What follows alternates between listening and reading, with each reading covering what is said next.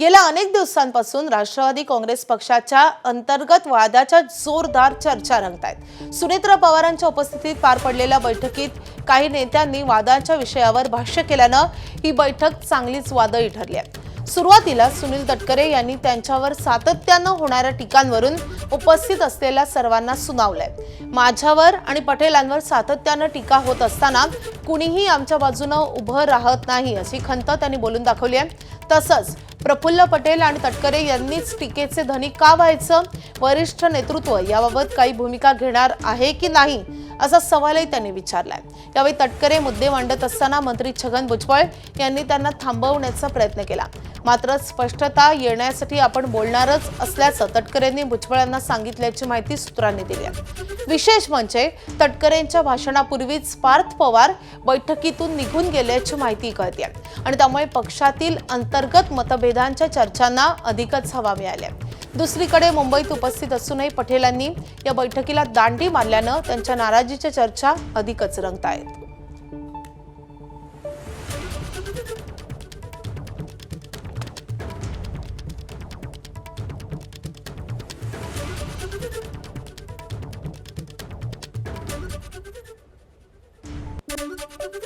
मंत्री छगन भुजबळ यांनी मात्र तटकरे आणि आपल्यात कोणताही वाद नसल्याचं स्पष्ट करत अफवा न पसरवण्याचं आवाहन केलंय। एकला चलोचा नारा दिला, कोणीही काय दिलेलं नाही। काय उगीच अफवा वगैरे काही करू नका। आम्ही एवढं सांगितलं की 10 तारखेला जूनच्या आपण सगळे एक आहोत, कुठे आपण फुटलेलो नाही आणि आमची शक्ती तशीच आहे। दाखवण्याची एक संधी या कार्यक्रमाच्या माध्यमातून आपल्याला मिळेल। अजिबात काय वाद झाला नाही त्याच्यामध्ये जास्त बोल। मी म्हटलं या मुद्द्यावर बोला रे, आता वेळ होत आहे, आम्हाला जायचं आहे, 8 वाजता मीटिंग आहे आमची। कारण आपण जास्त जर बोलत असलो तर मग इथे आम्हाला फोन यायला लागला, लवकर या लवकर या लवकर या। पण मुद्द्याचं पण काय पाहिजे आपल्याला, काय करायचं ते सांगा। वाद काय नाही आहे, ते बोलत होते। मी म्हटलं लवकर सांग, आम्हाला जायचं आहे, आमचे फोन येऊन राहिले। तर राष्ट्रवादीच्या या बैठकीत नेमका कसा वाद झालेला आहे आपण ग्राफिक्सद्वारे पाहूयात। तर या बैठकीत सुनील तटकरे आणि भुजबळ यांच्यामध्ये खडाजंगी झाल्याचं समजतंय। प्रफुल्ल पटेलांनी मुंबईत असूनही या बैठकीला दांडी मारल्याचं समजतंय। तर सुनील तटकरेंच्या भाषणापूर्वीच पार्थ पवार बैठकीतून बाहेर पडले।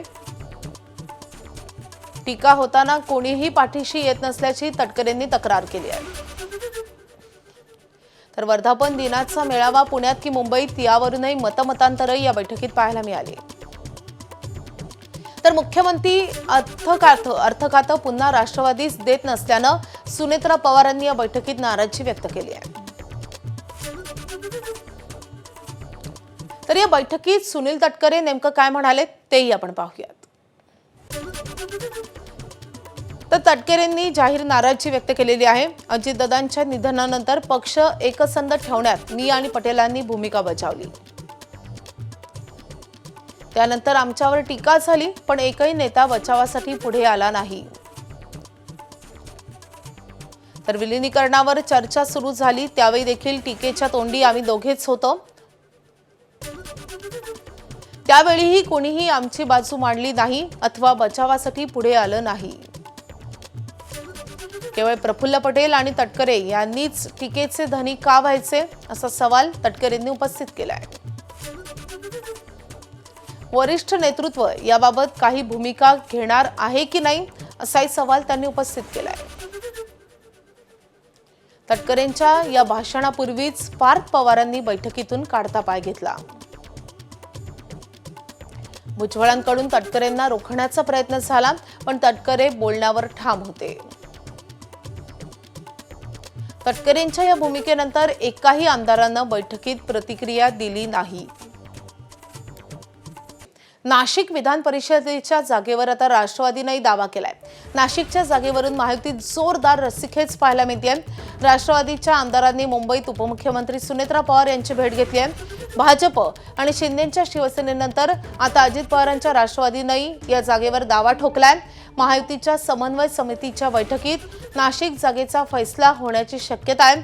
अजित पवारांच्या राष्ट्रवादीकडून ॲडव्होकेट शिवाजी सहाणे यांचं नाव चर्चेत आहे। आपले प्रतिनिधी मुकुल कुलकर्णी सध्या आपल्या सोबत आहेत। मुकुल, खरं तर असं सांगण्यात येतंय की जागा वाटपात राष्ट्रवादीच्या वाट्याला एकमेव जागा येणार आहे। असं असताना आता नाशिकच्या जागेवरही का दावा केला जातोय? नाशिकची जागा याआधी ज्यावेळेस शिवसेना एकसंघ होती, शिवसेना विरुद्ध राष्ट्रवादी अशा दोन पक्षांमध्येच ही जागा लढवली जात होती। परंतु आता नुकत्याच ज्या स्थानिक स्वराज्य संस्थांच्या निवडणुका झालेल्या आहेत त्यामध्ये भाजपला चांगलं यश मिळालंय, त्यामुळे भाजपने या जागेवर दावा केलेला आहे। तर शिवसेनेचं सुरुवातीपासूनच म्हणणं असं आहे की हा आमचा पारंपरिक मतदारसंघ आहे, त्यामुळे आम्हाला इथून निवडणूक लढवायची। आता दुसरीकडे या दोन पक्षांमध्ये वाटाघाटीची चर्चा सुरू असताना राष्ट्रवादी काँग्रेसने आमच्याकडे 7 आमदार आहेत नाशिक जिल्ह्यामध्ये, त्यामुळे आम्हाला ही जागा मिळावी अशी जोरदार मागणी सुरू केलेली आहे। या संदर्भात आमदारांनी काल सुनेत्रा पवार यांची भेट देखील घेतल्याची माहिती आहे। शिवाजी सहाणे हे असं व्यक्तिमत्व आहे, त्यांनी याआधी 2 वेळा ही निवडणूक लढवलेली होती, एकदा शिवसेनेकडनं आणि एकदा राष्ट्रवादीकडनं। दोन्ही वेळा त्यांना निसटता पराभवाला सामोरं जावं लागलं होतं, त्यामुळे पुन्हा एकदा निवडणूक लढण्याची त्यांची तयारी आहे। आता पक्षश्रेष्ठी नेमका काय निर्णय घेतात आणि महायुतीमध्ये ही जागा कोणाच्या पारड्यात पडते त्यावरच या निवडणुकीचा आणि शिवाजी सहाणे यांच्यासारख्या अनेक इच्छुकांचं भवितव्य अवलंबून असणार आहे। नक्कीच, आणि यामुळे महायुतीतला तिढा आणखीनच वाढणार आहे हे मात्र नक्की। मुकुल, या संदर्भात तुमच्याकडून अपडेट जाणून घेत राहू। सध्या धन्यवाद या माहितीसाठी। तर उपमुख्यमंत्री सुनेत्रा पवारांच्या उपस्थितीत देवगिरी निवासस्थानी राष्ट्रवादीची बैठक पार पडली आहे। आमदारांच्या या बैठकीत सुनेत्रा पवारांनी अर्थ खात्यावरून खंत व्यक्त केली आहे, अशी माहिती सूत्रांनी दिली आहे। अर्थसंकल्पीय अधिवेशनानंतर 7 दिवसात हे खातं राष्ट्रवादीला देण्याचं आश्वासन होतं। अर्थ खात्याबाबत फडणवीसांना सातत्यानं विचारणा करूनही अजूनही निर्णय झालेला नाही, असा दावाही आमदारांच्या बैठकीत सुनेत्रा पवारांनी केलाय। एबीपी वाझाला सूत्रांनी ही माहिती दिली आहे आणि त्यामुळे आगामी काळात महायुतीतले वाद आणखीनच चिघळण्याची शक्यता आहे। तिकडे दिल्लीमध्ये आज 2 महत्त्वाच्या बैठका पार पडणार आहेत।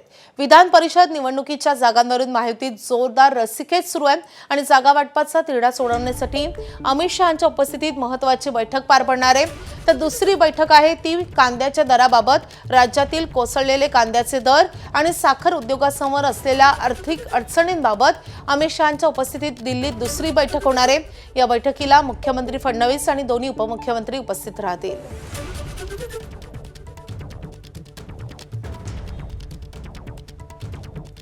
तर राज्यात कोसळलेले कांद्याचे दर, साखर उद्योगासमोर असलेल्या आर्थिक अडचणी याबाबत केंद्रीय सहकार मंत्री अमित शहा यांच्या अध्यक्षतेखाली आज दिल्लीत महत्त्वाची बैठक होणार आहे। या बैठकीला मुख्यमंत्री देवेंद्र फडणवीस, उपमुख्यमंत्री एकनाथ शिंदे आणि उपमुख्यमंत्री सुनेत्रा पवार यांच्यासह अनेक मंत्री उपस्थित राहतील। केंद्र सरकारनं साखर निर्यातीवर बंदी घातल्यामुळे साखर उद्योग अडचणीत सापडलाय। 2019 मध्ये साखरेचं किमान विक्री मूल्य ₹31 प्रति किलो निश्चित करण्यात आलं होतं। त्यानंतर 2026 पर्यंत MSP मध्ये कोणतीही वाढ झाली नाही, पण 2019 मधील ₹2,750 प्रति टन असलेली FRP वाढून 2026 मध्ये ₹3,550 गेली आहे। साखरेचा दर 2019 पासून स्थिर आणि FRP मध्ये मोठ्या प्रमाणात वाढ झाल्यानं उद्योगाला आर्थिक अडचणींचा सामना करावा लागतोय। या सर्व विषयांवर या बैठकीत सविस्तर चर्चा होणार आहे।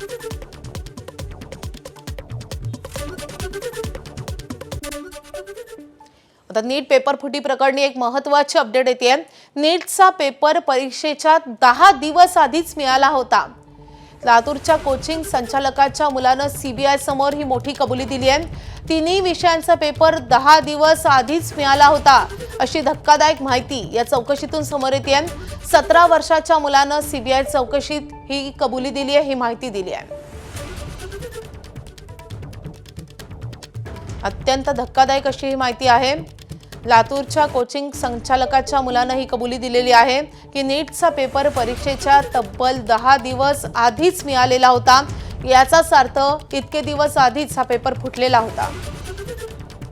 आपले प्रतिनिधी मंदार गोंजारी आपल्या सोबत आहेत। मंदार, अत्यंत धक्कादायक अशी ही सगळी माहिती आहे, म्हणजे याचाच अर्थ पेपर 10 दिवस आधीच किंवा त्याही आधी फुटलेला होता। बिलकुल खूप आधी हा पेपर फुटल्यामुळं हा पेपर एजंटच्या मार्फत खूप लोकांना आपण पाहतो आहोत अनेक राज्यांमध्ये विकला गेलाय आणि या पेपर फुटीचं केंद्र पुणे आहे हे तर एव्हाना स्पष्ट झालंय. मात्र अनेक राज्यांमधले एजंट किंवा पालक यामध्ये सहभागी आहेत आणि आतापर्यंत आपण पाहिलं की पेपर फोडणारे अटक झाले, पेपर विकणारे एजंट अटक झाले. मात्र आता ज्यांनी विकत घेतलेलं आहे असे विद्यार्थी आणि त्यांचे पालक देखील सीबीआयच्या रडारवरती आहेत. त्यांच्या कारवाईच्या फेऱ्यामध्ये येत आहेत पालक आणि विद्यार्थी आणि अशा स्वरूपात जर ही कारवाई सुरू राहिली तर अनेक पालक अनेक विद्यार्थी अटक होऊ शकतात अशी शक्यता सीबीआयकडून वर्तवली जाते. धन्यवाद मंदार या सगळ्या सविस्तर माहितीसाठी.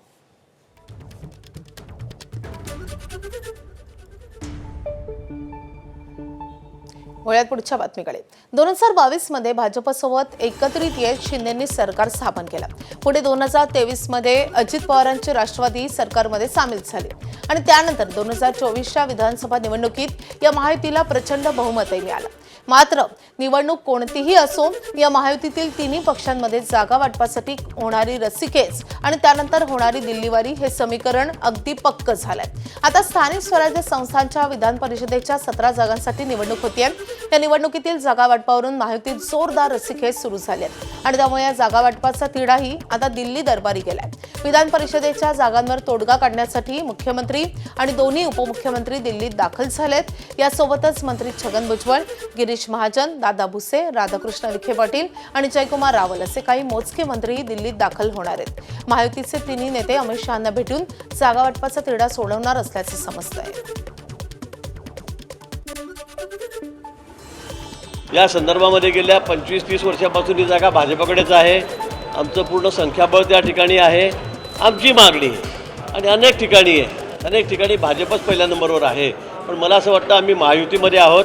या संदर्भामध्ये माननीय मुख्यमंत्री देवेंद्रजी आहेत, माननीय आमचे शिंदेसाहेब आहेत उपमुख्यमंत्री, माननीय आमच्या ताई आहेत मुख्यमंत्री पवारताई, ते या ठिकाणी बसून निर्णय करतील आणि यामधून सन्मान्य तोडगा या ठिकाणी निघेल. कुठेही आमच्यामध्ये वाद राहणार नाही. विधान परिषदेच्या उमेदवार निश्चितीसाठी भाजपमध्ये हालचालींना वेग आलाय. भाजपचे प्रदेशाध्यक्ष रवींद्र चव्हाणही आज दिल्लीला जाणार आहेत. दिल्ली दौऱ्यात रवींद्र चव्हाण भाजपचे राष्ट्रीय अध्यक्ष नितीन नवीन आणि केंद्रीय गृहमंत्री अमित शहा यांची भेट घेतील. या भेटीत विधान परिषदेचा फॉर्म्युला, भाजपच्या उमेदवारांची नावं आणि इतर बाबींवर तपशीलवार माहिती पक्ष नेतृत्वाला दिली जाईल अशी माहिती समजते. तर विधान परिषद निवडणुकीसंदर्भात आणखी एक महत्त्वाची अपडेट. विधान परिषदेच्या 6 जागांवरून महायुतीत जोरदार रस्सीखेच आहे. 6 जागांवर शिवसेनेतल्या इच्छुक उमेदवारांकडून जोरदार लॉबिंग सुरू झालंय. 5 जागा शिवसेनेला मिळाव्यात यासाठी शिवसेना आग्रही आहे. या 6वी जागा आहे छत्रपती संभाजीनगर किंवा रायगड. ही जागा मिळावी अशी मागणीही शिवसेनेकडून केली जाते. 6वी जागा मेरिटवर किंवा जिल्ह्यातील पक्षाची ताकद पाहता द्यावी अशी मागणी शिवसेनेनं केलेली आहे. एकीकडे महायुतीत जागा वाटपाचा तिढा सुटत नाहीये तर दुसरीकडे मवियामध्ये ही बैठकीला सुरुवात झालेली आहे. महाविकास आघाडीकडून विधान परिषद जागा वाटपासंदर्भात आज बैठक आयोजित करण्यात आली आहे. 17 जागांपैकी महाविकास आघाडीतील तिन्ही पक्ष कुठल्या जागा लढणार या संदर्भात आजच्या बैठकीत चर्चा होईल. आज दुपारी 2 वाजता टिळक भवन येथे महाविकास आघाडीतील महत्त्वाच्या नेत्यांची बैठक होणार आहे. शरद पवारांच्या राष्ट्रवादीचे प्रदेशाध्यक्ष शशिकांत शिंदे, काँग्रेसचे प्रदेशाध्यक्ष हर्षवर्धन सपकाळ आणि ठाकरेंच्या शिवसेनेचे आमदार अंबादास दानवे या बैठकीला उपस्थित राहतील.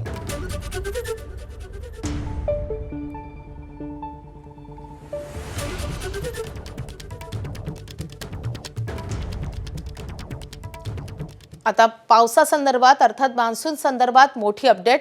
यंदा केरळात मोसमी वारे 26 मेच्या आसपास दाखल होणार असा अंदाज भारतीय हवामानशास्त्र विभागानं वर्तवला होता. मात्र मंगळवारी मोसमी वाऱ्यांचं केरळ येथे आगमन झालं नाही. मोसमी पाऊस केरळ येथे दाखल होण्यास आणखी 4 दिवस लागण्याची शक्यता आता वर्तवण्यात आली आहे. तर मान्सूनचं केरळमधील आगमन आता लांबणीवर पडलेलं आहे. अरबी समुद्रातील चक्रवाती स्थितीमुळे मान्सूनला विलंब होतोय. 26 मे पर्यंत म्हणजे कालपर्यंत मान्सून केरळमध्ये दाखल होणार अशी शक्यता वर्तवण्यात आलेली होती. मात्र आता केरळमध्ये मान्सूनचं आगमन होण्यास आणखी 4 दिवस लागतील असं सांगितलं जात आहे. त्यामुळे अरबी समुद्रातील चक्रवाती स्थितीमुळे हा विलंब होतोय. 26 मे पर्यंत केरळमध्ये दाखल होणारा मान्सून अजूनही दाखल झालेला नाहीये. आता त्याला 4 दिवस लागतील असं सांगितलं जात आहे. त्यामुळे मान्सूनचं केरळमधील आगमन लांबणीवर पडलंय. अर्थातच याचा परिणाम महाराष्ट्रामध्ये मान्सूनचं आगमन लांबणीवर जाईल अशी शक्यताही वर्तवली जाते. वाढत्या तापमानाचा परिणाम जसा नागरिकांवर होतो तसा शेतातील भाजीपाला आणि कांद्यावरही होत आहे. चाळीत ठेवलेल्या कांद्यावर उष्णतेचा परिणाम होऊ नये यासाठी व्यापाऱ्यांनी कांदा चाळीत चक्क फॅन लावलेत. तापमानाचा समतोल राखून कांदा जास्त दिवस टिकवता यावा यासाठी व्यापाऱ्यांनी हा भन्नाट उपाय शोधलाय. आढावा घेतलेला आहे आमचे प्रतिनिधी मुकुल कुलकर्णी यांनी. कांद्याला सध्या भाव मिळत नाही, त्यामुळे नाशिक जिल्ह्यातील कांदा उत्पादक शेतकरी अडचणीत सापडलेला आहे. त्यातच तापमान वाढीचा देखील फटका बसतो आहे. तापमान वाढीमुळे शेतातील कांदा खराब होत चाललेला आहे, त्याची प्रतवारी खराब होत आहे. तर दुसरीकडे व्यापारी जो कांदा शेतकऱ्यांकडनं खरेदी करतायत तो कांदा साठवण्यासाठी देखील त्यांना अनेक आव्हानांचा सामना करावा लागतोय. सध्या नाशिक जिल्ह्याचं तापमान 38-39 अंश सेल्सिअस पर्यंत जाऊन पोहोचलेलं आहे. त्यामुळे या तापमानामध्ये कांदा जो विकत घेतलेला आहे शेतकऱ्यांकडनं त्याची साठवणूक करणं हे देखील मोठं आव्हानाचं काम आहे. त्यामुळेच ह्या कांद्या चाळींमधलं तापमान हे संतुलित राहावं, उष्मा इथे निर्माण होऊ नये यासाठी कांदा चाळीला ठिकठिकाणी अशा स्वरूपाचे फॅन बसवण्यात आलेले आहेत. प्रत्येक चाळीमध्ये अशा स्वरूपाचे फॅन आहेत जेणेकरून चाळीमधली हवा ही खेळती राहावी. वाढत्या तापमानाचा परिणाम या कांद्यावर पडू नये ही खबरदारी घेतली जात आहे. एका बाजूला डिझेलचे दर वाढत आहेत, ट्रक दळणवळणासाठी मालगाड्या दळणवळणासाठी ह्या मिळत नाहीये अशी ओरड व्यापाऱ्यांकडनं एका बाजूला होत असताना जो खरेदी केलेला कांदा आहे तो टिकवणं, तो साठवणं हे देखील एक आव्हानाचं काम आहे. आणि म्हणूनच कांदा चाळीमधला कांदा हा सुरक्षित राहावा, त्याची दळणवळण व्यवस्थित करता यावी, वाढत्या तापमानाचा त्याला परिणाम होऊ नये ही खबरदारी देखील व्यापारी घेताना बघायला मिळतोय. कॅमेरामन मंगेश सोनवणेसह मुकुल कुलकर्णी, ABP माझा, चांदवड. दरम्यान नाफेडची कांदा खरेदी सुरू करण्याचे आदेश केंद्र सरकारनं दिले आहेत. केंद्रीय वखार महामंडळाच्या गोदामात कांदा ठेवला जाणार आहे. नव्या निकषाप्रमाणे कांदा चाळ तयार केली जाते. जमिनीपासून काही इंच उंच कांदा चाळ उभारण्यात येते. पिंपळगावमध्ये 70,000 क्विंटल कांदा साठवण क्षमता तयार केली जाणार आहे. मात्र कांद्याचे व्यवहार होत नसल्यानं साहित्य पडून आहे. बातमी आहे डोंबिवलीमध्ये अटक केलेल्या लखोबा लोखंडेची. आचार्य अत्रे यांच्या तो मी नव्हेच या नाटकातल्या लखोबालाही लाजवेल अशी महिलांची फसवणूक करणाऱ्या आदर्श म्हात्रेला पोलिसांनी काल अटक केली आहे. त्यानं 1-2 नव्हे तर तब्बल 140 तरुणींना प्रेमाच्या जाळ्यात अडकवून फसवलंय. फसवणुकीला बळी पडलेल्या अनेक महिला उच्च शिक्षित असून विविध क्षेत्रांमध्ये मोठ्या पदांवर कार्यरत आहेत.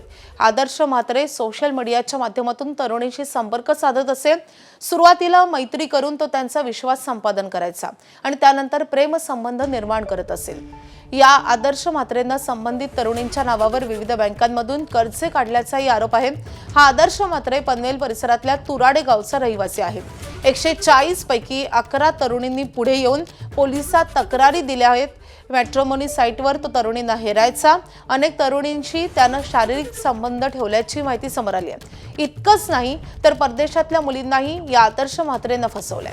या आदर्शकडे आलिशान महागड्या गाड्या आहेत. तो फक्त 5 स्टार हॉटेलमध्ये राहतो.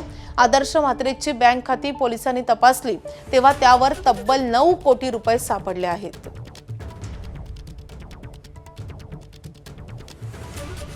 सदर आरोपी हा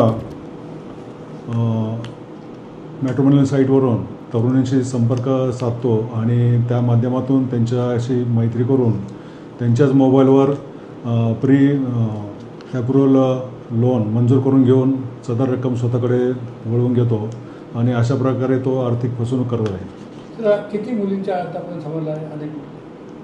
आता पावे तो एकूण 11 तरुणींनी दिलेल्या तक्रारीवरून गुन्हे नोंद झालेले आहेत.